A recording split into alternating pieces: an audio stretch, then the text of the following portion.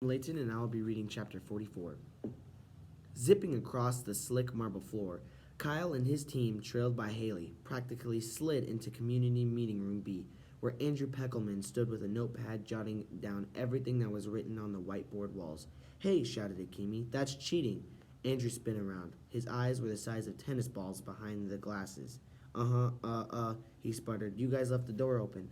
"No, we did not," said Kyle, extremely calmly, especially considering how much he wanted to throttle Peckelman. "It locks automatically. I checked, and I double-checked the door before we went to bed," said Miguel. Kyle was surprised to hear it. "You did? You bet, bro. It's what teammates do. They knock knuckles. Well, you don't have anything but a stupid list of stupid books and stupid authors and a stupid Bible verse."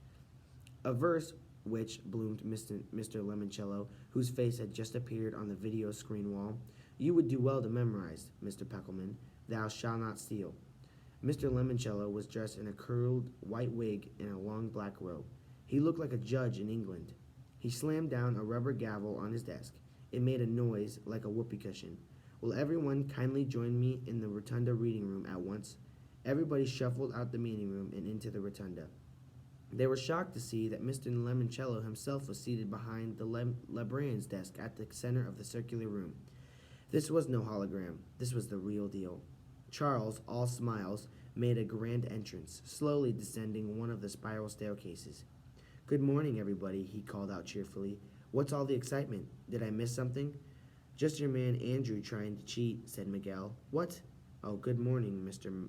Lemoncello. I didn't expect you to find you here, inside the library. Isn't today your birthday, sir?" "Yes, Charles, and there's no place I'd rather be on my big day than inside a library, surrounded by books, unless, of course, I could be on a bridge to Terabithia."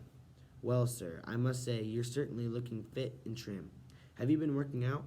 "No, Charles. Today I'll be working in." "I beg your pardon?" "Today I'll be working here, inside the library, supervising the final hours of this competition."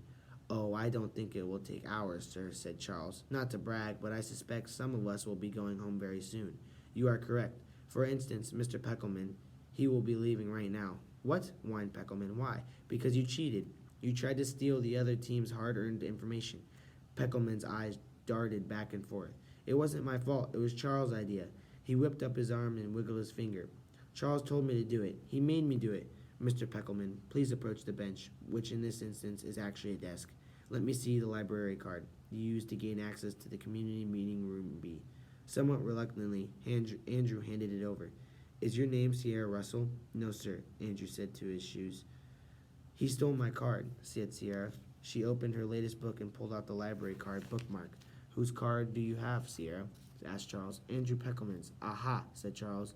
"He pulled the old switcheroo, eh?" "Because you told me to," said Peckelman. "Really?" Charles said, sniggering. "How dare you make such a scandalous accusation? Do you have any proof?" "I don't need any stupid proof. You bullied me into stealing Sarah's card." Mr. Lemoncello banged his gavel again. "And thus ends the story of Andrew and the terrible, horrible, no good, very bad day. Mrs. Bunny."